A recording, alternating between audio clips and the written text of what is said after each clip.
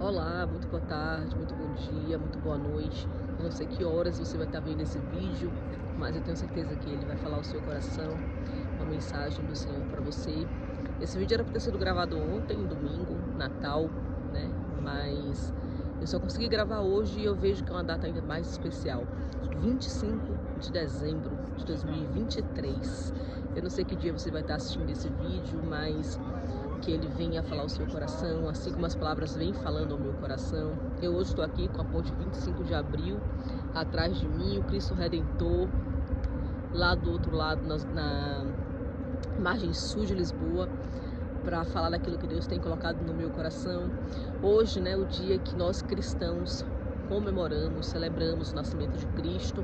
Sabemos que esse não foi a data exata do nascimento do Senhor, mas é um dia que nós tiramos para recordá-lo, para falar mais do seu amor, para falar daquilo que ele fez por nós, né? Perdoando os nossos pecados, perdoando as nossas dívidas, morrendo por nós naquela cruz, para que nós possamos escolher, né, a vida eterna através do Senhor, como Jesus, como Senhor e Salvador das nossas vidas. E é sobre perdão que eu venho falar hoje, não o perdão que o Senhor nos deu no sentido da morte de Jesus na cruz, porque essas são mensagens que a gente ouve, né, todos os dias, mas um perdão de alguém que, assim como nós, seres humanos, cheio de falhas, de dívidas, de erros, né, que também erramos, que também falhamos, que também provocamos a dor no outro, né? Então eu vou falar do perdão de José. Essa mensagem de perdão, ela vem ardendo em meu coração já há algum tempo, há alguns dias, e eu decidi que essa palavra é uma palavra muito propícia para hoje, né? Para um dia tão especial, que é o dia em que nós comemoramos o nascimento de Jesus, que morreu por nós, para nos redimir dos nossos pecados e nos conceder a oportunidade da vida eterna, né? E a palavra que eu vou ler está em Gênesis 45 e diz assim: José não conseguiu mais se conter. Havia muita gente na sala e ele disse aos seus assistentes: saiam todos daqui. Assim ficou a sós com seus irmãos e lhes revelou sua identidade. José se emocionou e começou a chorar. Chorou José e se emocionou, tão alto que os egípcios o ouviram, e logo a notícia chegou ao palácio de Faraó. Sou eu, José, disse a seus irmãos. Meu pai ainda está vivo?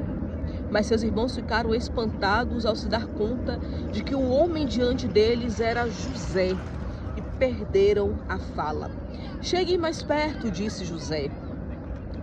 Quando eles se aproximaram, continuou: eu sou José, o irmão que vocês venderam como escravo, né, ao Egito. Agora não fiquem aflitos ou furiosos uns com os outros por terem me vendido para cá. Foi Deus que me enviou adiante de vocês para lhes preservar a vida. A fome que assola a terra há 2 anos continuará por mais 5 anos, e não haverá plantio nem colheita. Deus me enviou adiante de vós para salvar a vida de vocês e de suas famílias, e para salvar muitas vidas. Portanto, foi Deus que me mandou para cá e não vocês.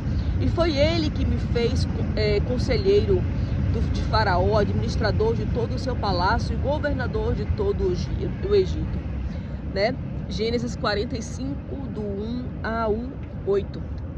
É maravilhoso assim ver a reação de José, né, diante dos irmãos. Quando ele vê ali os seus irmãos, a reação que ele tem de amor, de compaixão, né? Eu não sei se nós teríamos esse tipo de reação, né? A gente vê um José que foi vendido pelos seus irmãos, eu já falei disso em pregações anteriores. Se você não viu essas pregações, assista.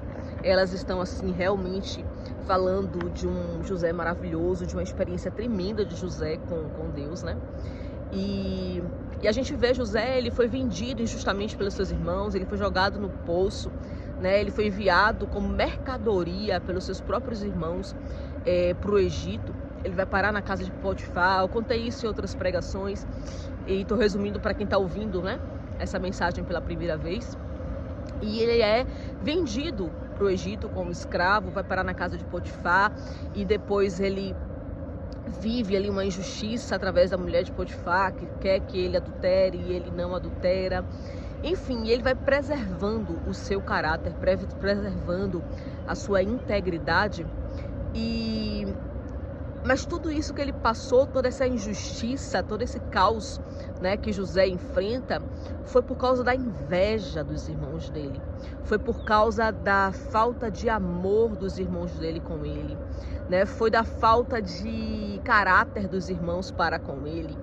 Ele é vendido pelos próprios irmãos, ele é jogado no poço para morrer pelos próprios irmãos, né? E a gente vê aqui um José que anos atrás, ainda quando miúdo, com 17 anos, teve um sonho, teve 2 sonhos na verdade, onde nesses sonhos ele via primeiramente espigas de milho se curvarem diante dele, né? Eram espigas que representavam a quantidade dos seus irmãos, do seu pai e da sua mãe.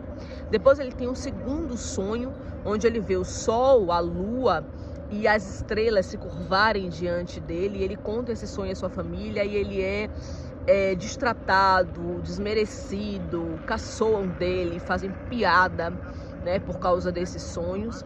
E quando nós chegamos aqui em Gênesis 45, a gente vai ver José ultrapassar toda aquela injustiça, ser jogado no poço, ser vendido pelos irmãos, pela injustiça da mulher de Potifar, ter sido colocado num cárcere, e de repente nós nos deparamos com José, governador do Egito, da terra mais poderosa daquela época. E o que acontece quando os irmãos dele chegam ali para fazer a compra do alimento? Porque aqui, nessa fase, o Egito era a única terra daquela época que tinha alimento para vender. Todas as terras ao redor do Egito, ao redor do mundo, não tinham alimento, estavam passando fome, não tinham da onde tirar alimento. Então o Egito passou a prover o alimento para outras terras, vendendo alimento para outras terras. E nós vamos ver aqui, né, José sendo levantado por Deus como governador do Egito, né? E a gente vê os seus irmãos irem até ele como servos, né, do Egito para fazer essa compra, e eles fazem o quê? Se prostram diante de José, né? Ou seja, o sonho que Deus deu a José lá atrás, ainda menino, estava se concretizando. E a gente vê no texto que os irmãos, eles ficam apavorados quando eles percebem que de fato é ali o seu irmão José. O que passaria pela cabeça de cada um de nós se nós nos deparássemos com alguém que nós vendemos, entregamos como mercadoria, jogamos num poço para morrer, né? E de repente nós vemos ali José como governador diante dos seus irmãos, né? E com todo o poder, né? Ali José, ele poderia ter mandado matar, né? Ter realizado uma grande vingança, ter feito em cima da própria lei uma vingança, né? E ter realizado a justiça com as próprias mãos. Mas o que é que o José faz, né? Ele acalma os seus irmãos. Calma, sou eu, José, vosso irmão. E ele diz uma coisa tão linda, tão fantástica, tão sobrenatural, que é essa passagenzinha ali que está ardendo no meu coração, porque José diz: Deus me enviou adiante de vós para ser alguém que ia prover a você, aos seus filhos, às suas famílias, nesse tempo de fome. Eu vim adiante de vós, porque Deus foi quem projetou esse cargo para mim, foi Deus que permitiu que vocês fizeram comigo para que hoje eu estivesse aqui para ser um agente transformador na vida de vocês, um agente que vai suprir as necessidades, suprir aquilo que eles estão precisando naquele momento, que é o alimento, né? Então José, ele não só tem um coração bondoso, um coração, né, de suprir a necessidade dos seus irmãos, mas de perdoá-los. Mais na frente a gente vai ver alguns versículos ali na frente, que José, ele não só vai suprir a fome dos seus irmãos, mas ele traz a família toda, todos os seus irmãos, seu pai e toda a sua gente, para viver na terra de Gósen, uma terra que era vizinha ao Egito, uma terra que fazia parte ali do Egito, mas não era no centro do Egito, era uma terra à parte, porque os hebreus não podiam se misturar, não é, com o povo egípcio, era abominação aos seus olhos. Então José consegue ali com o rei do Egito, com Faraó, não é, essa terra, que é a terra de Gósen, né?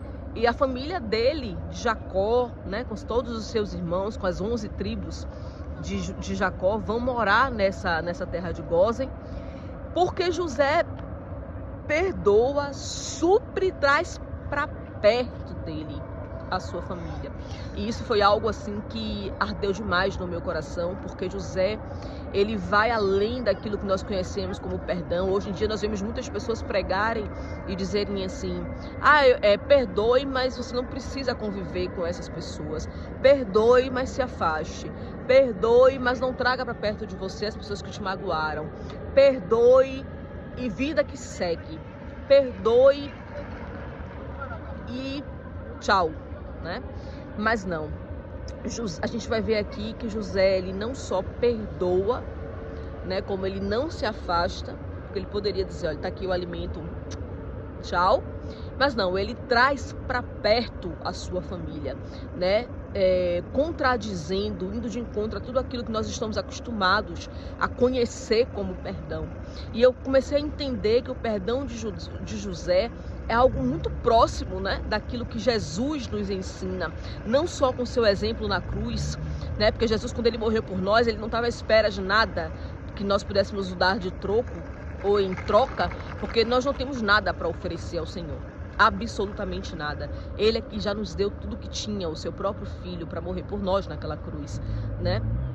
Mas ele fala de um perdão quando um dos apóstolos pergunta, né, para Jesus sobre o perdão, e ele diz assim: perdoe 70 até vezes 7.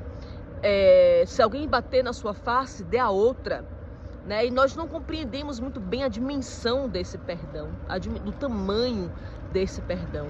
E aqui com a história de José, através do testemunho de José, a gente vai ver um José íntegro, um José governador, um José poderoso, um José que tinha ali em suas mãos o poder para fazer justiça com as próprias mãos, mas ele faz tudo o contrário do que qualquer um de nós faria. José, ele não só perdoa verdadeiramente os seus irmãos, como ele traz para perto. Venham morar perto de mim, porque ainda haverá 5 anos de fome. E eu preciso que vocês estejam aqui, porque só dessa maneira eu poderei vos ajudar. Então, assim, que lição linda, né? Que coisa maravilhosa que José fez. Que exemplo de perdão é esse que transforma a vida dos seus irmãos, que os livra da fome, que os traz para um novo tempo, uma nova história, uma nova terra, para viver o sobrenatural de Deus na vida deles, né? A provisão do Senhor. Então que nós venhamos a aprender, né, com essa história de José, com esse testemunho de perdão genuíno, e que nós possamos sim aprender a perdoar 70 vezes 7, a perdoar verdadeiramente ao ponto de ter perto de nós aquele que nos magoaram e fazer aquilo que o Senhor nos ensinou, né? Amar os que nos perseguem, os que nos odeiam, porque amar aqueles que nos fazem bem, aquele que nós temos motivo para amar, é muito fácil, né? Então que nós possamos aprender com José o verdadeiro perdão.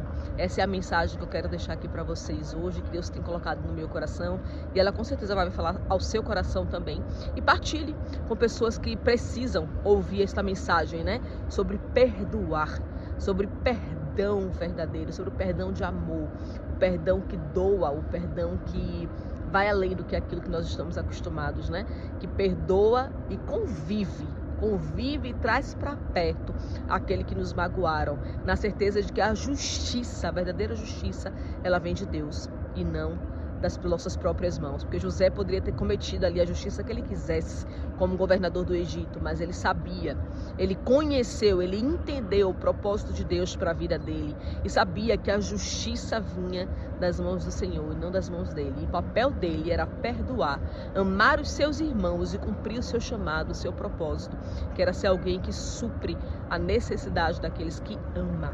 Que apesar do defeito dos irmãos, dos erros dos irmãos, aquilo tudo que eles cometeram, né, José sabia que Deus é que ia fazer o melhor na vida deles, né? Que essa mensagem chegue ao seu coração nesse dia de Natal, na sua família, na vida dos seus amigos, desconhecidos, das pessoas que vocês sabem que precisam realmente ouvir essa palavra e serem transformados pelo amor e pelo perdão do Senhor.